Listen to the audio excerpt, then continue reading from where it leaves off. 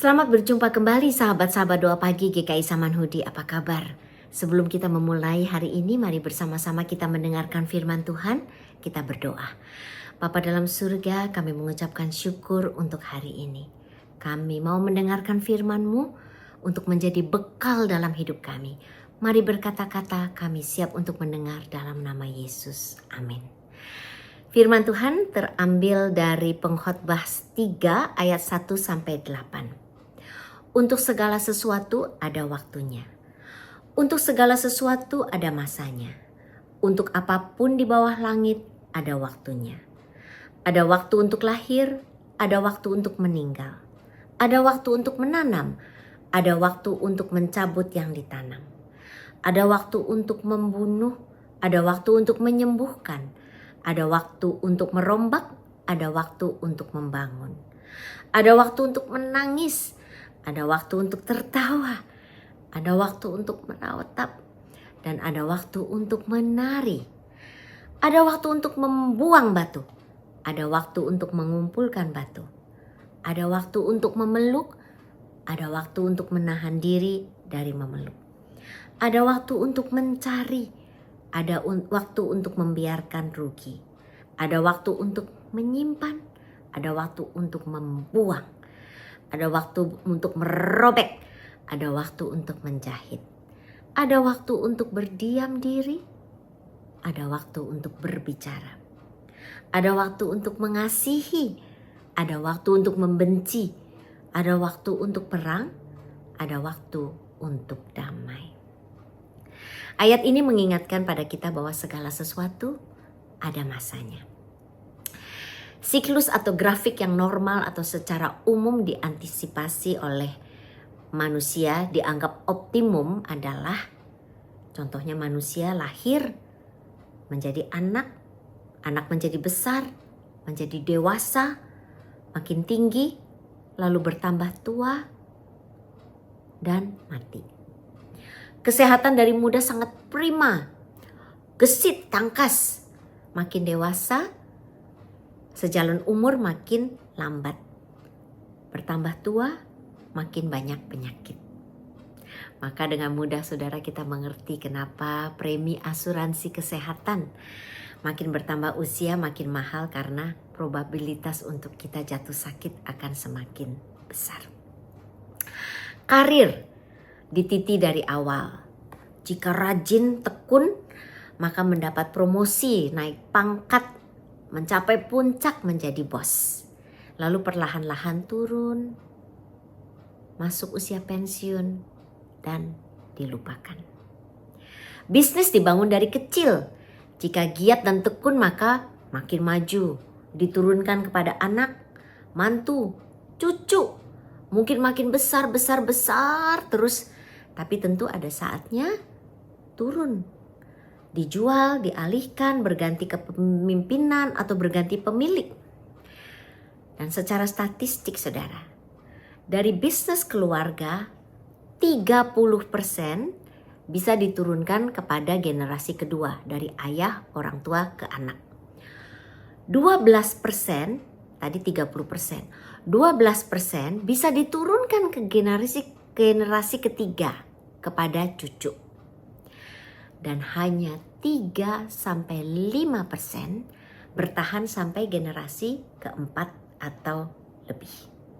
Jadi seberapapun besarnya, akhirnya punah. Atlet, seberapapun luar biasa dan hebat talentanya, dilatih dari kecil, dari muda, mengalami puncak umur belasan, 20, 30, mungkin sampai 40 tahunan. Lalu pasti selesai dan berujung bukan lagi sebagai atlet tetapi sebagai pelatih atau total pensiun. Nah, sebagian dari saudara mungkin tahu nama Maria Callas. Lahir tahun 1923, meninggal tahun 1977 dalam usia 54 tahun. Maria adalah seorang soprano asal Yunani yang lahir di Amerika Serikat. Maria adalah salah satu penyanyi opera paling terkenal di abad 20 karena intensitas suaranya yang sangat dramatis, kelincahan vokal, dan presentasi panggungnya sangat kuat dan unik. Maria adalah seorang diva dalam opera. Pada puncak karirnya, Maria dipuja-puji orang-orang dimanapun dia ada. Bahkan Raja Minyak terkenal di dunia waktu itu, Aristoteles Onassis, menjadi salah satu fans terberatnya. Padahal Onassis sangat tidak suka lagu-lagu klasik atau menyaksikan opera. Bagi Maria tidak ada ruangan waktu untuk kesepian, kekurang perhatian, kemasyuran atau fasilitas. Di mana-mana dia menjadi pusat perhatian, menjadi orang nomor satu. Namun seperti manusia lain, betapapun hebatnya seorang Maria, akhirnya tubuhnya mulai lemah. Berbagai penyakit hinggap, livernya rusak, dan pasti dengan keadaan tubuh yang rapuh, Maria tidak lagi mampu untuk bernyanyi. Bahkan suaranya pun menjadi parau dan sumbang. Bahkan tetangganya pun, saudara, marah-marah sampai katanya mau gila karena tidak tahan dengar suara Maria yang jelek sekali. Di akhir hidupnya, menurut film biografi yang baru-baru ini dirilis berjudul Maria, Maria sangat sulit menerima fakta dan keadaannya. Dia stres, sering marah-marah, berontak, berusaha untuk menyanyi, dan ketika gagal, dia suka menyendiri dan membayang-bayangkan kejayaannya yang tidak pernah kembali lagi. Tidak pernah kembali lagi. Memang adalah takdir dalam hidup kita. Hal-hal indah yang menurut takaran kita indah datang dan pergi.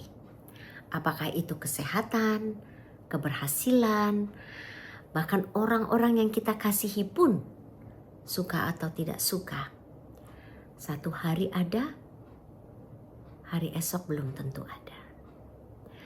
Tidak pernah kembali lagi. Nah, saudara, sepertinya kita rasa depresi atau sedih sekali jika diingatkan hal ini. Fakta memang. Tapi jangan patah semangat. Karena itu bukan bekal untuk hari ini. Bekal yang saudara bisa bawa untuk hari ini adalah, kendati segala sesuatu ada masanya, dan masa yang puncak itu akan atau sedang berlalu, di dalam Yesus, saudara dan saya pasti bisa melewatinya dengan sukacita. Sekali lagi, kendati segala sesuatu ada masanya, dan masa yang puncak akan atau segera atau sedang berlalu, di dalam Yesus, saudara dan saya pasti bisa melewatinya dengan sukacita. Nah, saudara ingat renungan doa pagi berjudul Telur Ceplok bulan lalu, mengenai seorang pemuda yang sekonyong-konyong punya keinginan untuk meraih sertifikasi fisioterapi. Dan siapa sangka begitu dia lulus, keahlian itu berguna untuk membantu rehabilitas dari anggota keluarganya yang tiba-tiba sakit. Sebut saja anggota keluarga itu si Koko. Saya sambung ceritanya ya, babak kedua.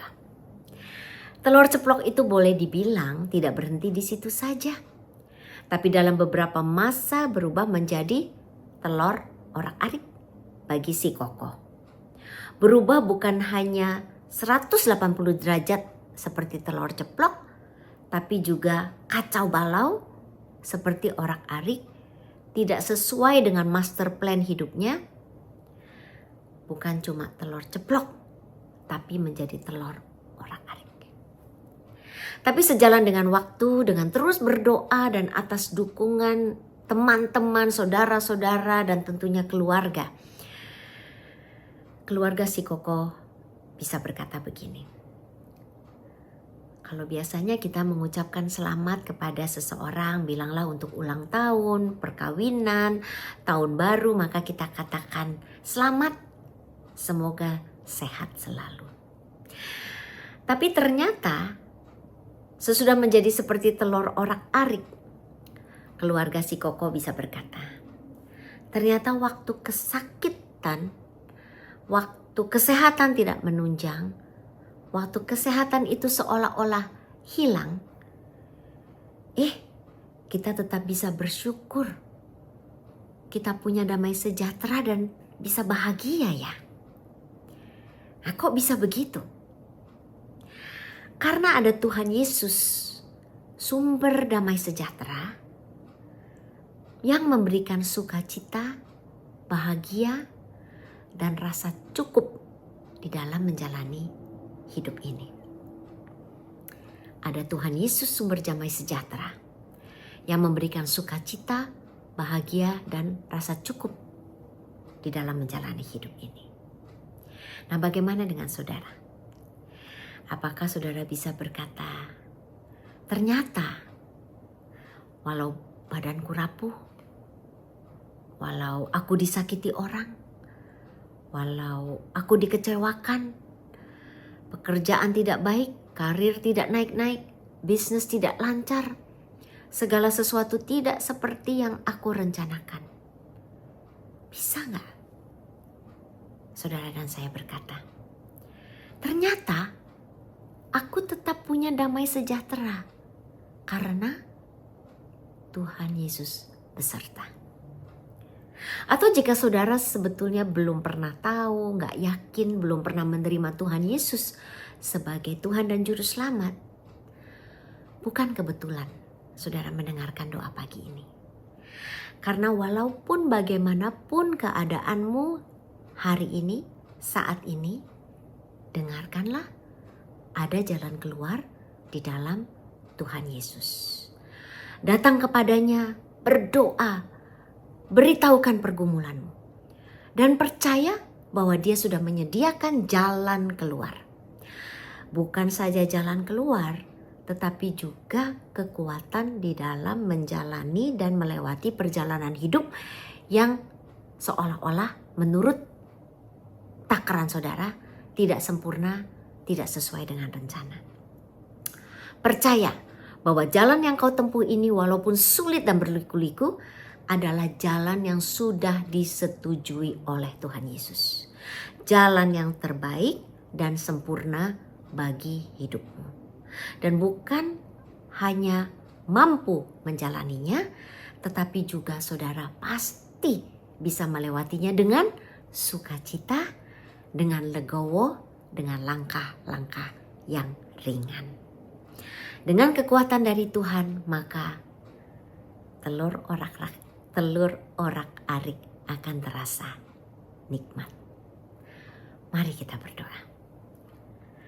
Tuhan Yesus, walaupun saya sedang mengalami, mari saudara curahkan, katakan apa yang saudara sedang alami. Walaupun saya sedang mengalami itu, hari ini saya diingatkan bahwa dalam keadaan apapun, dengan Tuhan Yesus, saya akan bisa melewatinya dengan sukacita, dengan langkah yang ringan, dengan kedamaian, ketenangan, kebahagiaan yang dunia tidak bisa berikan. Tolong saya Tuhan untuk percaya akan hal itu. Dan juga bukan hanya itu saja. Tidak ada alasan bagi saya untuk takut menghadapi hidup ini. Dan mari tolong saya untuk dalam menjalani hidup ini, seberapapun beratnya, saya tetap bisa menjadi saksi Kristus yang efektif. Bukan saja di musim dingin, di musim gugur, di musim panas, apalagi dalam musim semi dalam hidup saya.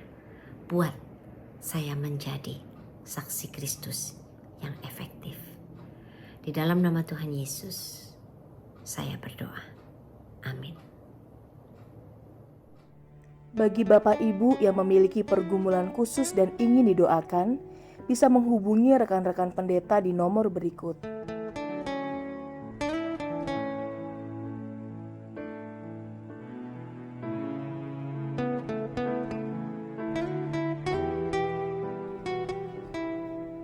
Tuhan Yesus memberkati.